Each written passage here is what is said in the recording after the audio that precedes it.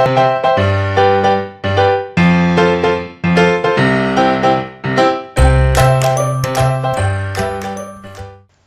chicos, bienvenidos a mi canal. En el vídeo de hoy vamos a introducir lo que es una base de datos. Una base de datos es un conjunto de información dentro de un mismo contexto y esta información la vamos a organizar en ficheros. Y dentro de los ficheros esta información la vamos a organizar mediante tablas. Estas tablas van a formar relaciones entre ellas para mantener la información de forma ordenada y coherente. Cada tabla la podemos comparar con las hojas de cálculo, donde las filas almacenan registros y las columnas son los campos, los diferentes campos que tiene cada registro. Hay diferentes conceptos relacionados con las bases de datos que vamos a estar tratando durante el curso y que vamos a definirlo desde el principio para que sepamos exactamente a lo que nos estamos refiriendo. El primer concepto al que vamos a hacer referencia es un dato.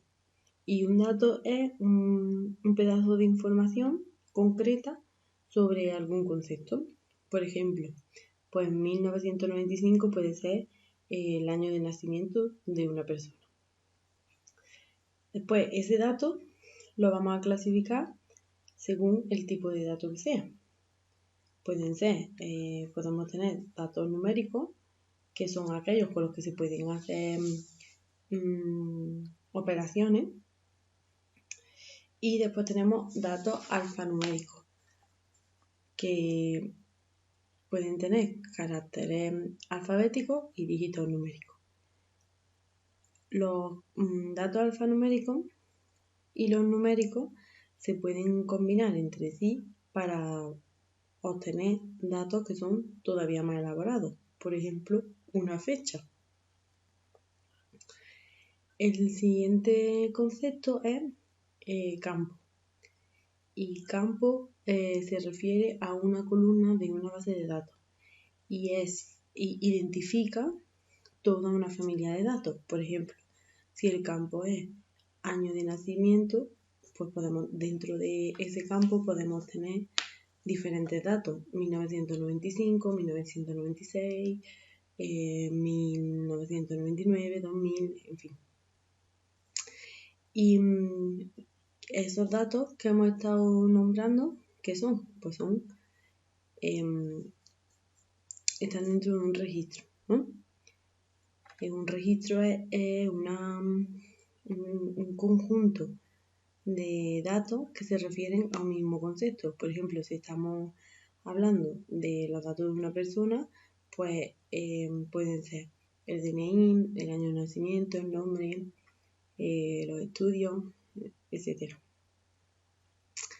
A los registros pues también se les puede llamar filas. Otro concepto es el campo clave. Un campo clave es un campo, una columna, ¿no?, pero que identifica de forma unívoca a un registro. Entonces, por ejemplo, para el ejemplo que estamos dando de personas, ¿qué campo puede ser clave de los que hemos dado? Pues la fecha del año de nacimiento no es clave, ni siquiera la fecha exacta de nacimiento, porque en esa fecha pueden nacer más de una persona. Sin embargo, el DNI sí es un campo que es unívoco, por tanto se llama campo clave. El siguiente concepto sería el de tabla. La tabla es el conjunto de datos, el conjunto de registros que están bajo el mismo nombre, ¿no? O sea, la tabla. También tenemos que tener claro lo que es una consulta. Y una consulta es una instrucción que hace peticiones a la base de datos. Puede ser simplemente una búsqueda o puede ser una solicitud para seleccionar todos los registros que satisfagan un criterio, o puede ser una eliminación, o insertar datos, o actualizarlos, etc. A las consultas se les suele llamar por su término en inglés, que es query. El siguiente concepto es el concepto de índice. Un índice es como el índice que podemos pensar de los libros. Pues se almacenan los campos clave de una tabla y de esa manera es más fácil encontrarlos y ordenar los registros. Y una vista es una transformación que se le hace a una o varias tablas para obtener una tabla nueva. Esta tabla nueva es una tabla virtual. Entonces no está almacenando información. Lo único es que la forma de verla es diferente y parece una tabla nueva. Lo siguiente de lo que tenemos que hablar son los informes. Un informe es una lista ordenada de los campos y los registros que hemos seleccionado en nuestra consulta. Entonces se puede pedir, por ejemplo, un informe de las facturas que no se han pagado en el mes de enero, ordenado por nombre de cliente o ordenado por importe sin pagar, por ejemplo. El siguiente concepto son los guiones o script, como se conoce por su término inglés. Los scripts son conjuntos de instrucciones que al ejecutarla de una manera ordenada, pues van a realizar unas operaciones avanzadas de mantenimiento sobre los datos que están almacenados en la base de datos. Y ya por último, el último concepto sería el de procedimiento, que es un tipo especial de script que está almacenado en la base de datos y que forma parte del esquema.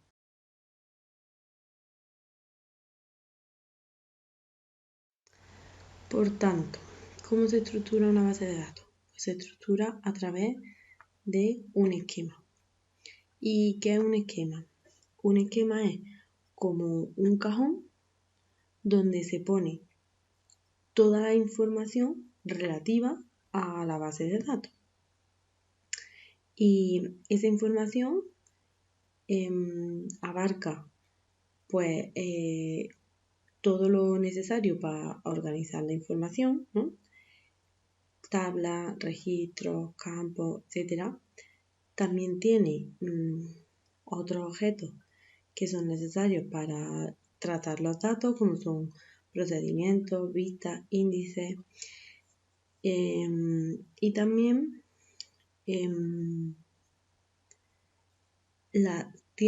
también tiene definiciones de las relaciones entre las diferentes tablas que puede haber.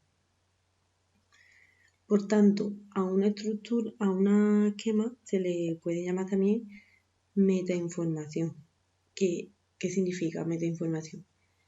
Que tiene información sobre la información de la base de datos. Las bases de datos se pueden usar en casi en cualquier ámbito que podamos imaginarnos de la informática. Pero ¿cuáles son los usos más comunes que podemos encontrar? Pues las bases de datos administrativas, en las que, por ejemplo, una empresa necesita recoger, pues, hacer una relación de sus clientes, de los pedidos que hace, de las facturas, de los productos, etc. También tenemos las bases de datos contables, que se parecen a las administrativas, pero no son lo mismo. Pues se necesita gestionar los datos de los pagos, los balances de pérdida y ganancias, el patrimonio de la empresa, las declaraciones de Hacienda, etc. Otro tipo de base de datos, otro uso que se le da a la base de datos es la base de datos de los motores de búsqueda. Por ejemplo, de Google.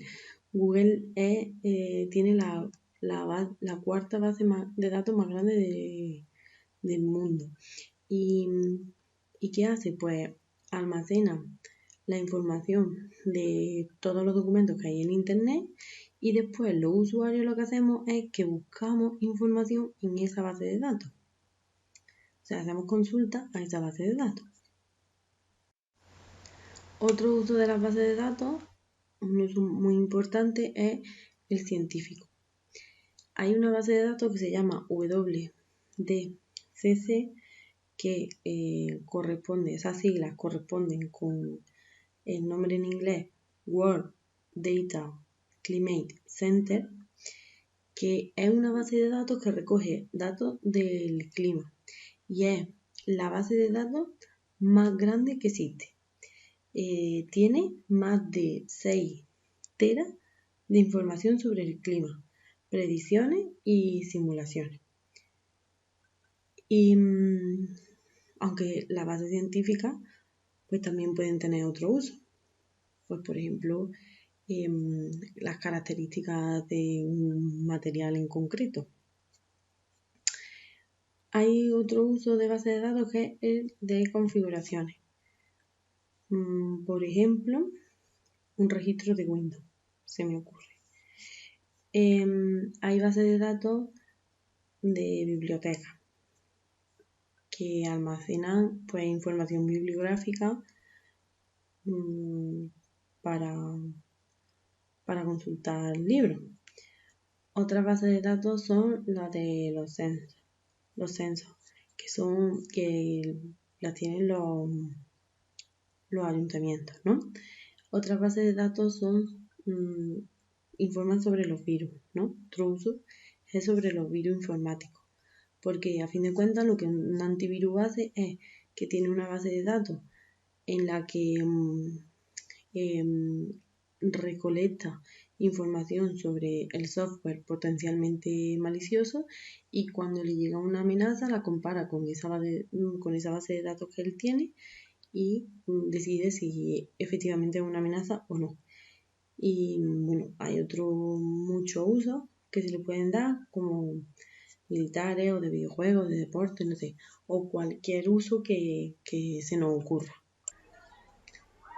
Vamos a hacer una actividad que trata de buscar en internet, ya lo tengo aquí abierto, las 10 bases de datos más grandes del mundo. Ya nos sale aquí. Vale. Este artículo es un poco antiguo, por lo que vamos a buscar otro más nuevo, este 2016, y este es aún más nuevo, ¿vale? Y ahora vamos a abrir un Excel y vamos a hacer una comparativa del tamaño del tamaño de estas bases de datos, ¿vale? Para ello vamos a escribir el nombre de cada una de ellas y vamos a poner el tamaño entera.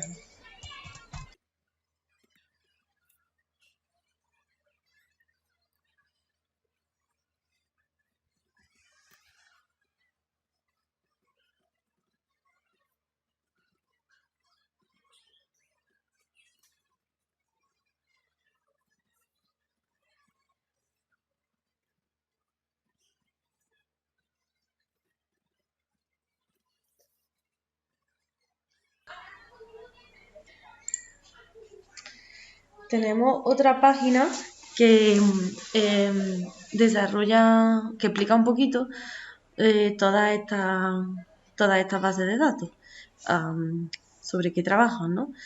Bueno, y la he encontrado aquí.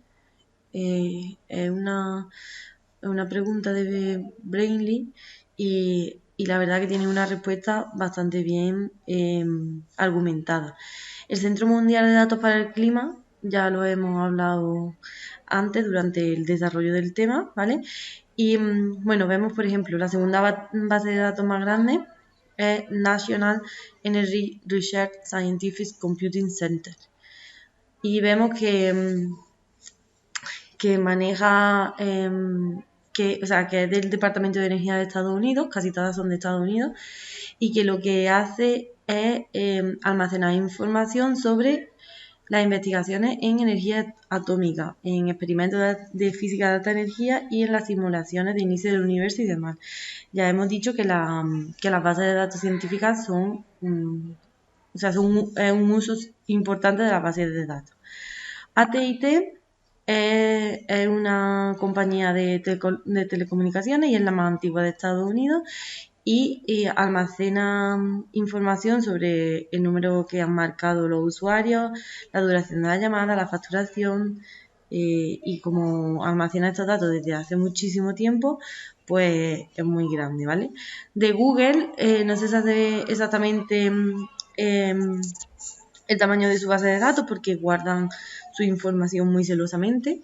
La nuestra la recogen alegremente, pero la suya la tienen muy bien guardada, ¿vale? Pero sí se sabe que maneja el 50% de las búsquedas de Internet. Esto supone un almacenamiento de datos inmenso, ¿vale? Sprint es otra compañía de telecomunicaciones, es una de las más grandes del mundo y bueno, también tiene una base de datos importante.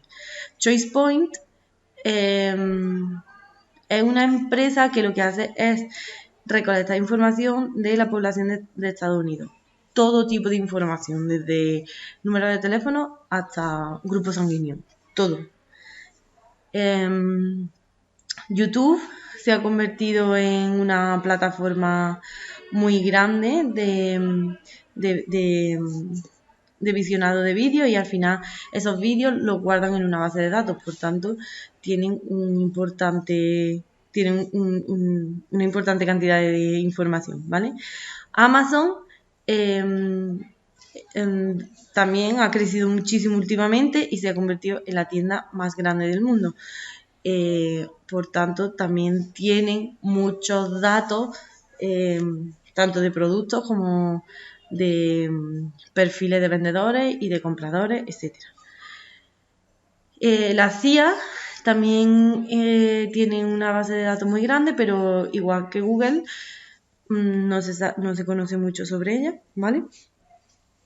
Y por último, de las 10 más grandes, podemos hablar también de la Biblioteca del Congreso de los Estados Unidos, que tiene libros variadísimos y es una biblioteca enorme.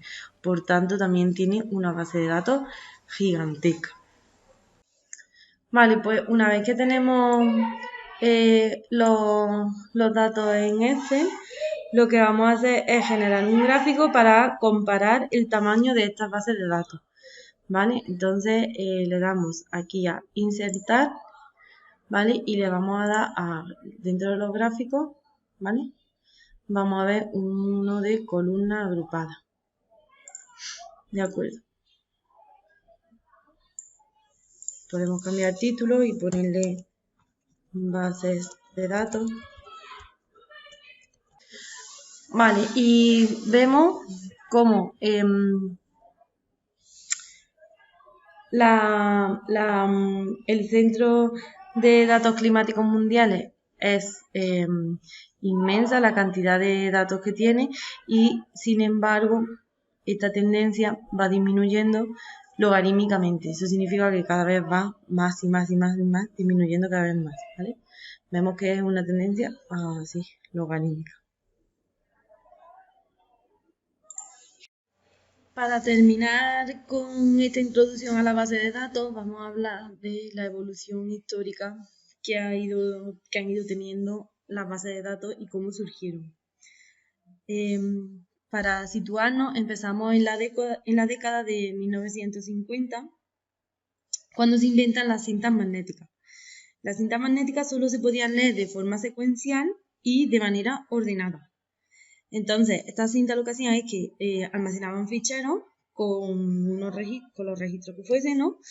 y se procesaban de manera secuencial, primero uno, después otro, y después, junto con esos ficheros, también había otros ficheros de movimiento, ¿no? Junto con esos registros había unos ficheros de movimiento que lo que hacían era generar ficheros nuevos actualizados, ¿vale? Para registrar los cambios que hubiese en la base de datos, ¿vale?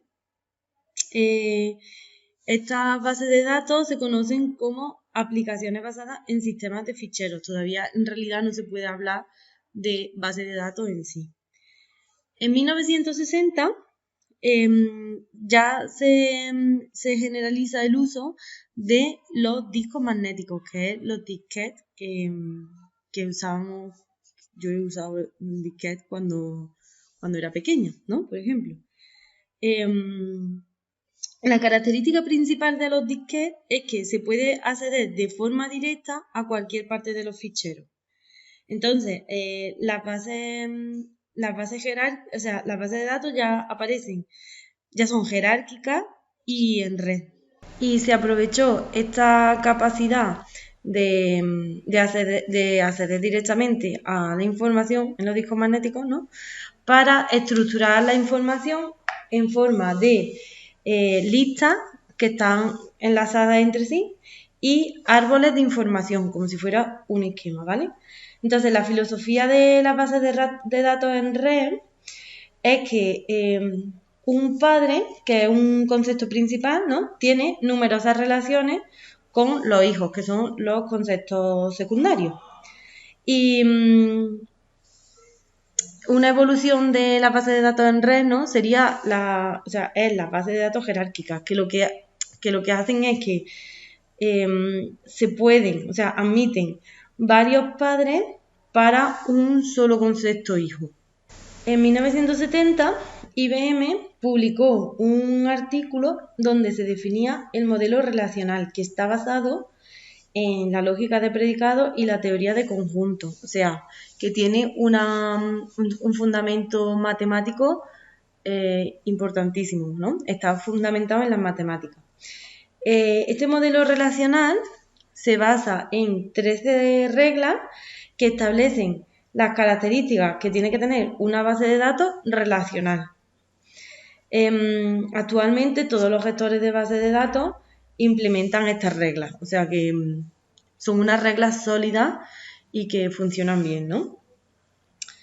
Poco después, Oracle se inspiró en este artículo y comenzó un proyecto para la CIA, ¿no? Basándose en este modelo de bases relacionales, ¿no?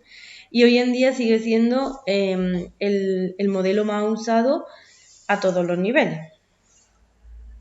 Posteriormente, en 1980, IBM otra vez lanza un motor de base de datos que se llama DB2, ¿vale? Y lo lanza para plataformas MVS, que son un tipo de sistema operativo. Unos pocos de años después, también IBM crea SQL, que, como sabréis, es un lenguaje de consultas para manipular información y es un lenguaje muy potente. Llegamos ya a mediados de la década de los 90, donde de nuevo IBM lanza una nueva versión de DB2 que es capaz de dividir una base de datos muy grande en varios servidores que están comunicados entre sí a través de líneas de gran velocidad. De esta forma se crean lo que se llaman las bases de datos paralelas. Hoy en día esta versión de DB2 ha evolucionado hasta DB2 Data Partition Fetcher, que es el único sistema gestor de base de datos de este tipo en sistemas distribuidos. Y a finales de los 90, IBM y Oracle incorporan a sus bases de datos la capacidad de manipular objetos. Y así es como se crean las bases de datos orientadas a objetos. Estas bases de datos se basan en la existencia de objetos persistentes que se almacenan para su procesamiento.